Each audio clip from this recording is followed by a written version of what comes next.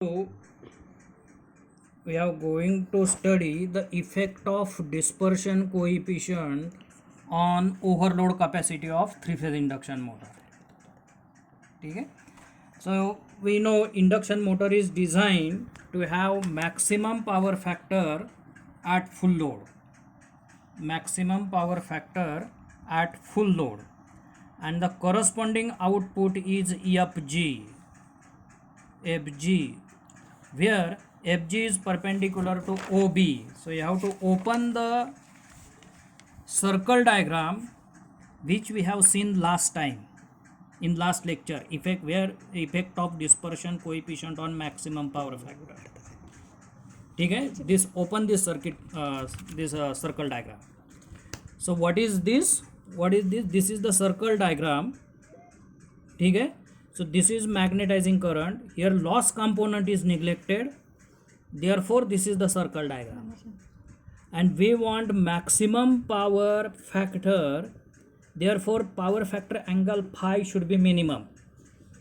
So to get minimum power factor angle, we have to draw tangent to the circle. This is nothing but loading operating point. So if load given is small, so operating point move on the circle diagram like this side, and finally if operating point reaches here will be no load condition. You got this thing? Here will be no load condition, output is 0.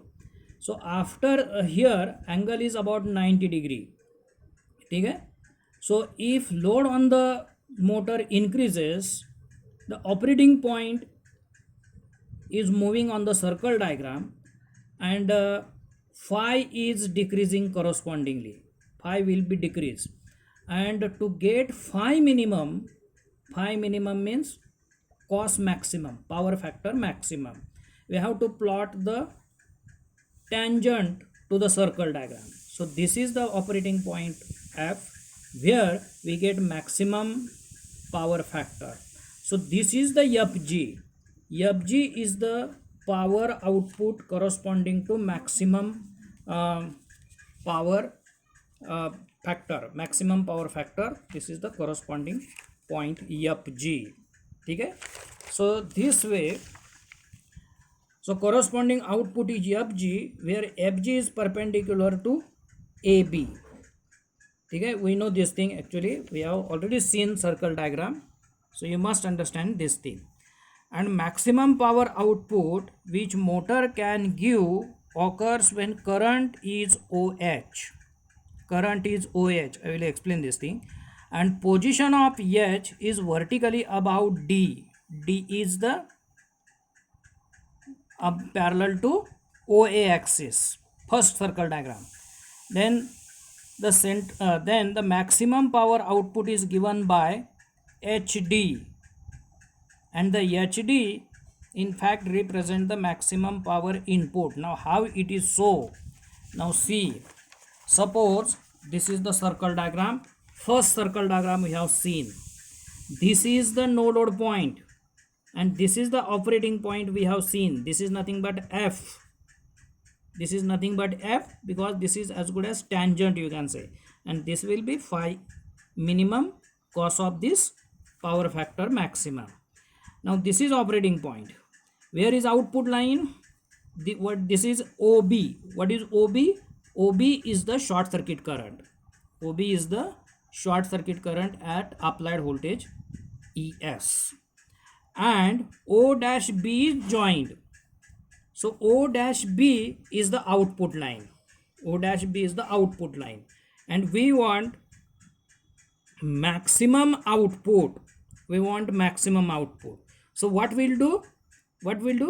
The B is the operating point. For example, from this is no load condition. You load a motor further. If we load the motor, the operating point F or operating point A will move on the circle diagram. Here, like this. And if we further load the motor, the operating point will move on this side. And finally, if we further load the motor, we are talking about theoretically. So If we further load the motor, the operating point will reach here. Operating point reach here, and this is nothing but HD. You can say this is nothing but HD. Whatever AH is here, this is at this load, particular load point. And if losses, all losses are neglected, we have to neglect all losses. Then HD is the diameter of the circle diagram. Diameter of the circle diagram, and this is nothing but maximum loading on the circle, maximum loading on the induction motor. So this is nothing but maximum power output, maximum power output, because this is the output line, move here, and this will be maximum power output, and this is equal to V by X. And as this is 90 degree to V, so there is V by X. Now come to this point. So as per formula, overload capacity is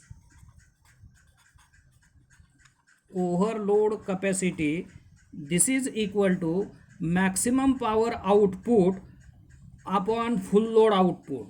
So maximum power output is HD and full load output is FG. Full load output is FG. Now come to this side. This is the full load output. Actually this is input, but loss is neglected here. Loss is neglected. You got this thing. This is current. This is current is resolved along vertical direction. So this is I cos of phi, and this is V. So this is the input power, but we are neglecting loss. Therefore this is the output power. FG is the output power. ठीक है. So this is the full load output. So this is formula. HD upon FG is overload capacity. But from circle diagram, HD is equal to AD. From first circle diagram, HD is equal to this circle diagram. FD is equal to AD is equal to AB upon 2, because HD is the radius of the circle, AD is radius of the circle, DB is radius of the circle. So full load output, you can say FG is nothing but AD. FG is nothing but AD. So we can write this is maximum output AD from the next circle diagram number 2 upon FD sin of phi minimum. So FG is equal to, from this, FG is equal to sin of FD sin of phi minimum. This is FD, as this is phi minimum, this is also phi minimum. So FG is nothing but FD sin of phi minimum. Clear? So therefore from this, but FD is equal to, but FD is radius of the circle. This is nothing but AD. This is nothing but AB upon 2. AB is the diameter. This is nothing but AB upon 2. So substitute FD is equal to AD in this formula. So overload capacity, this is equal to AD upon AD sin of phi minimum. ठीक है. So AD get cancel. This is 1 upon sin phi minimum. but we have derived dispersion coefficient, we have derived maximum power factor cos of phi minimum. This is equal to 1 minus sigma upon 1 plus sigma. This is derivation we have derived last time. Sigma is dispersion coefficient. So maximum power factor, this is maximum power factor is equal to 1 minus sigma upon 1 plus sigma. But sine of phi minimum is square root of 1 minus cos square phi minimum. 1 minus cos square phi minimum. So substitute, this is phi minimum. So substitute here. So this is equal to overload capacity is 1 upon square root of 1 minus cos square phi minimum, and this is nothing but 1 minus this. So this is 1 minus sigma upon 1 plus sigma and its square. Got this thing? FD nothing but AD. Overload capacity is AD upon FD sine of phi minimum. So FD nothing but AD get cancelled. So 1 upon sine of phi minimum. We have maximum power factor in terms of dispersion coefficient. Cos of phi minimum is 1 minus sigma. Sigma is dispersion coefficient upon 1 plus sigma. So sine of phi minimum is square root of 1 minus cos square phi minimum. Substitute this thing here. So we get 1 minus sigma upon 1 plus sigma square. And simplify this thing. If we simplify this thing, we get overload capacity.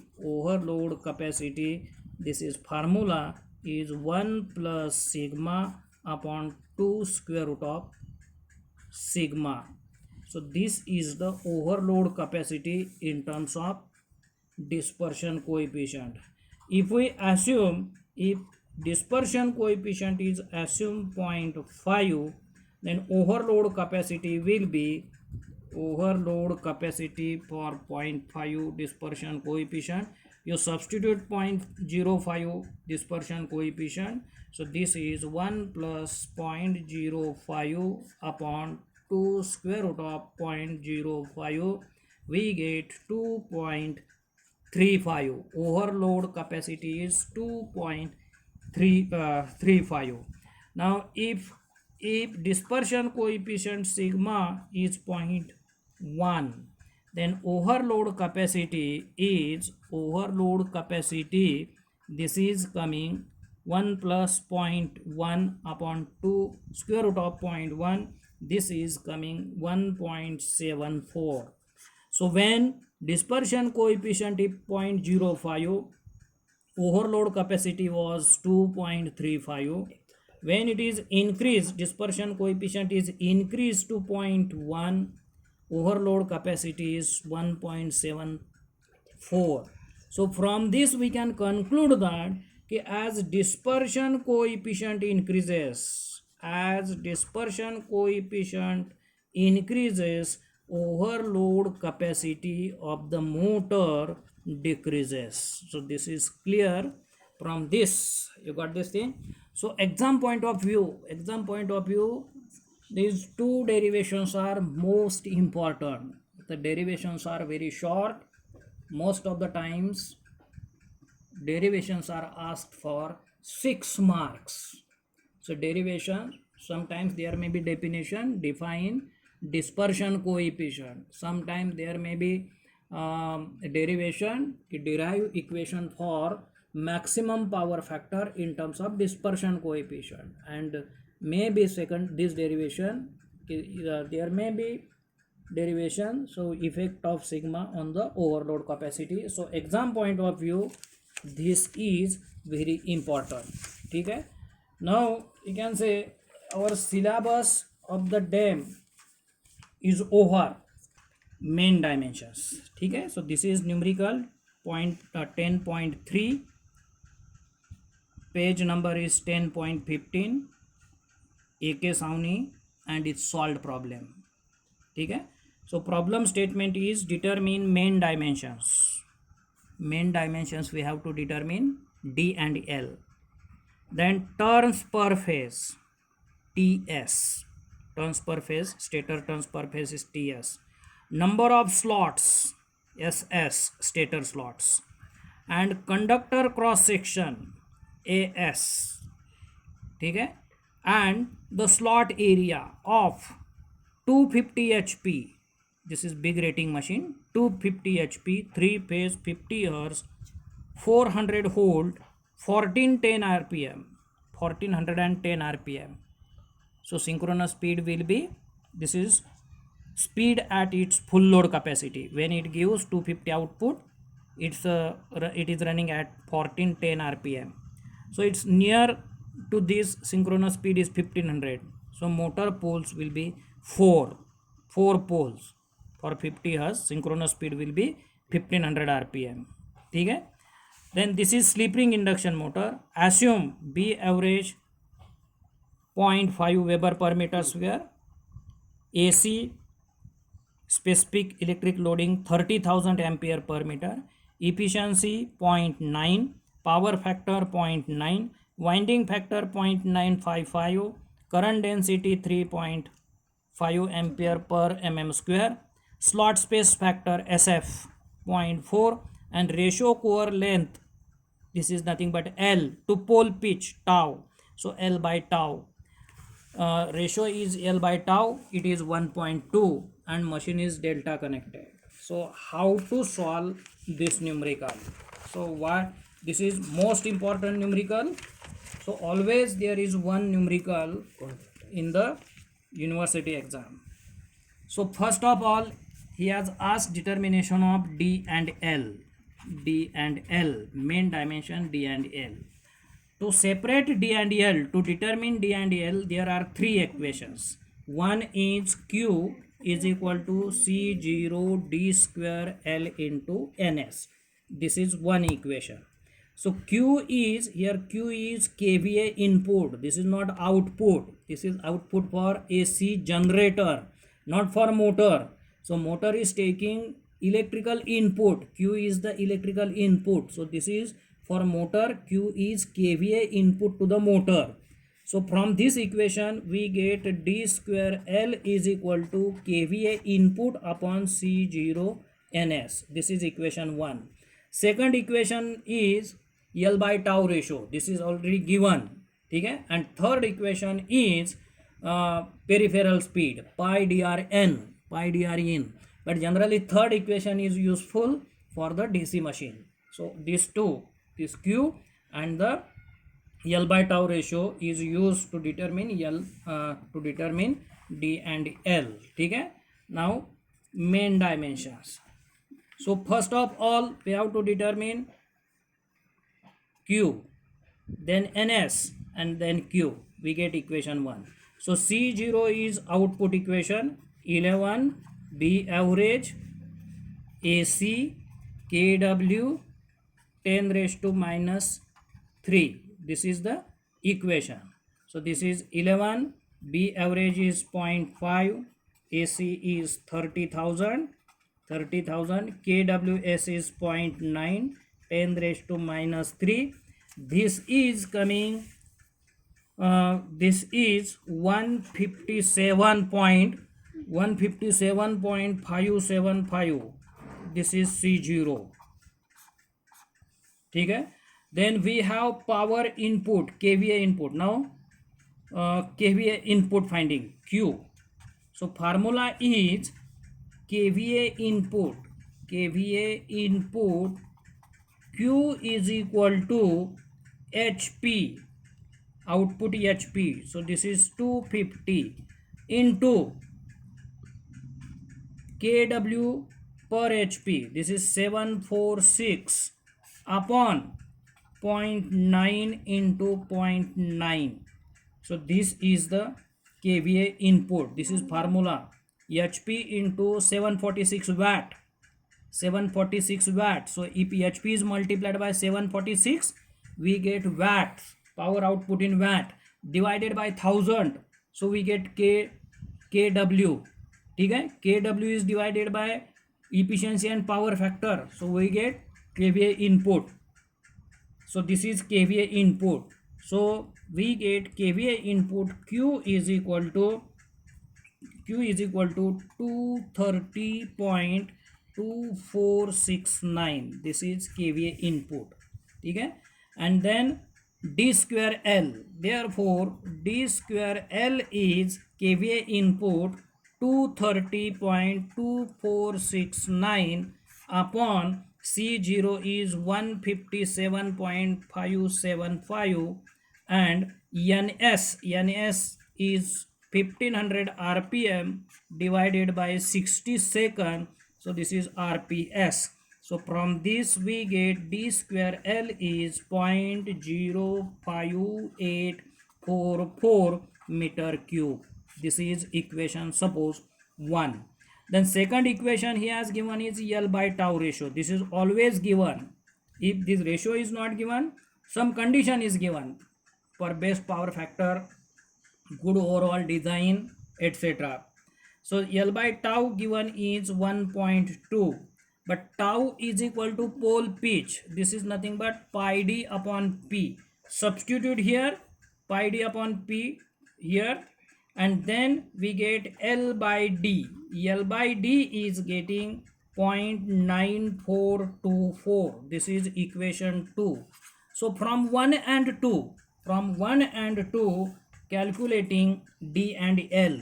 So d and L we are getting is, d getting is 0.3957 meter and L getting is 0.3729 meter. So this way we have to calculate d and L.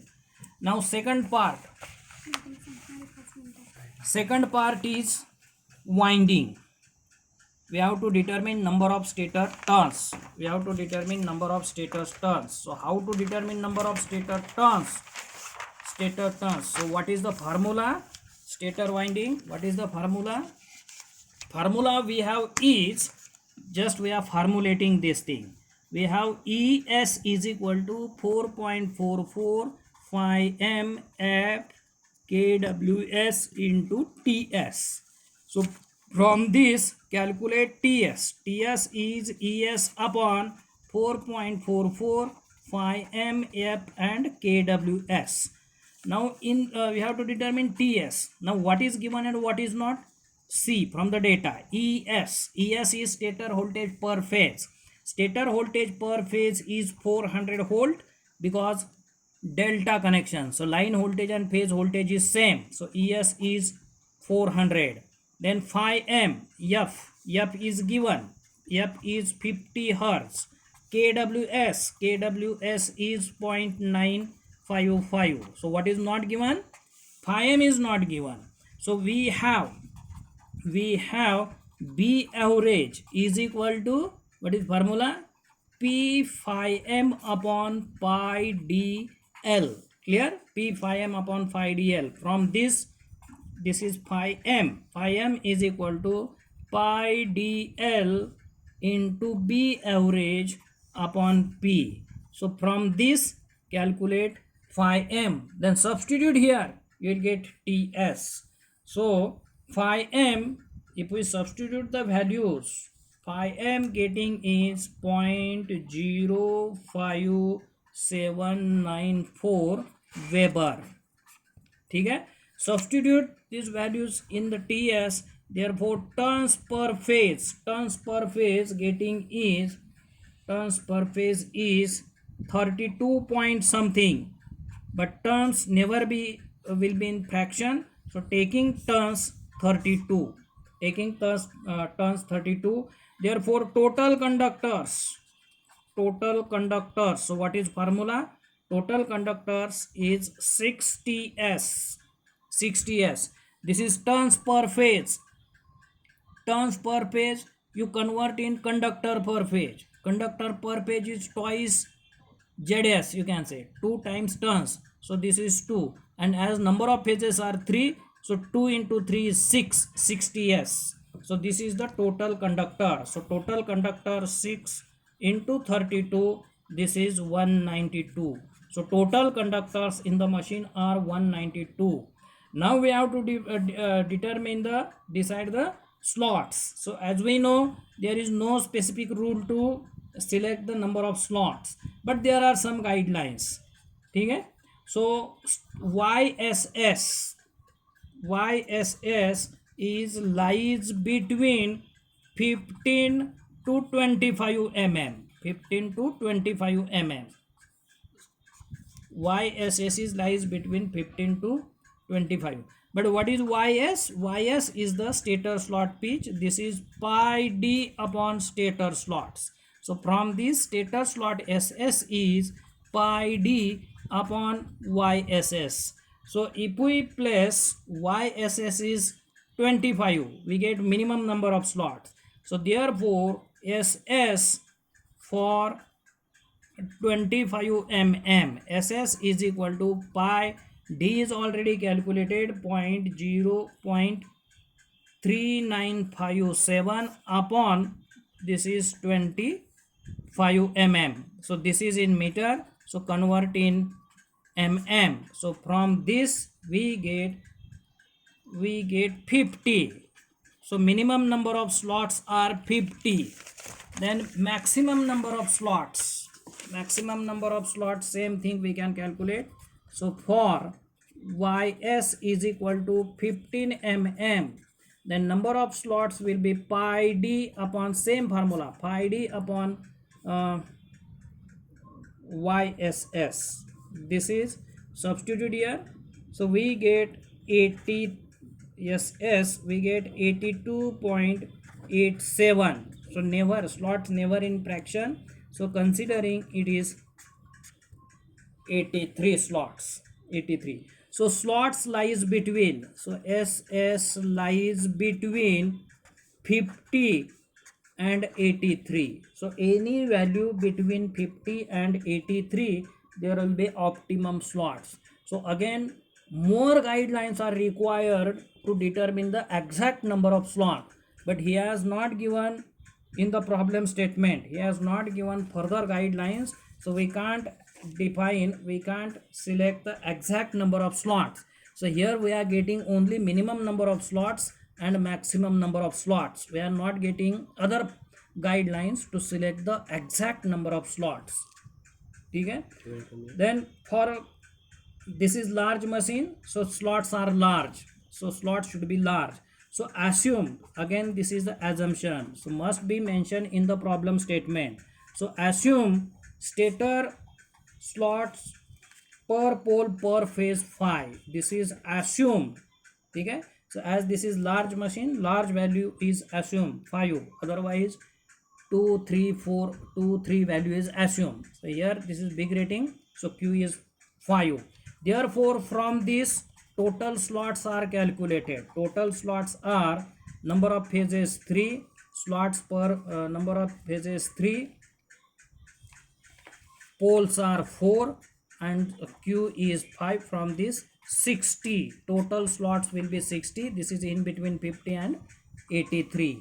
So for 50 slots, providing 3 conductors per slot. So why we are to provide 3 conductors per slot? So 3 conductors per slot into 60, so total conductors are 80. So if we provide 4 conductors, then 4 into 60 will be 240. Conductors will be 240. But actual conductors we are getting 192 something. We get 192. So should not exceed this value.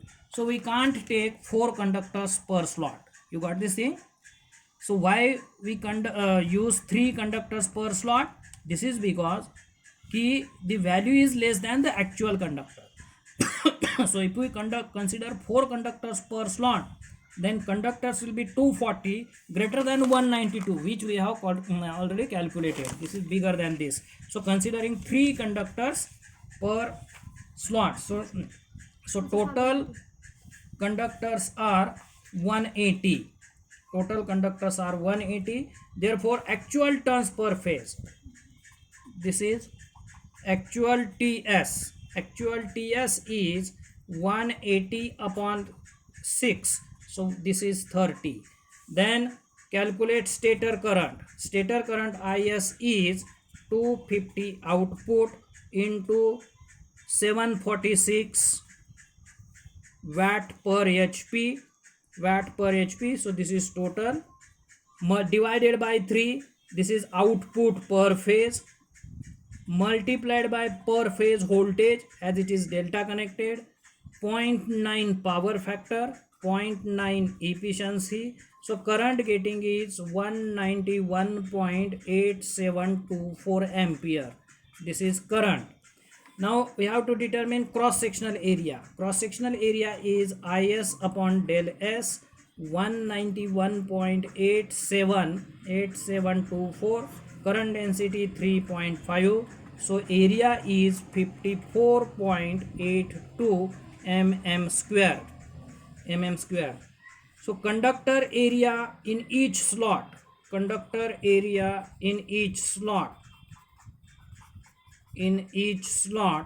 this is equal to 3 conductors, area of each conductor 54.82, so this is equal to 164.462 mm square. Okay? Then SF space factor, slot space factor, this is conductor area in each slot upon the slot area. So this is conductor area is 164.462 upon the conductor area, slot area. So slot area is equal to, slot area is 164.462 upon slot space factor 0.4, this is 411.155 mm square. So this way we have to determine the slot dimensions. ठीक है.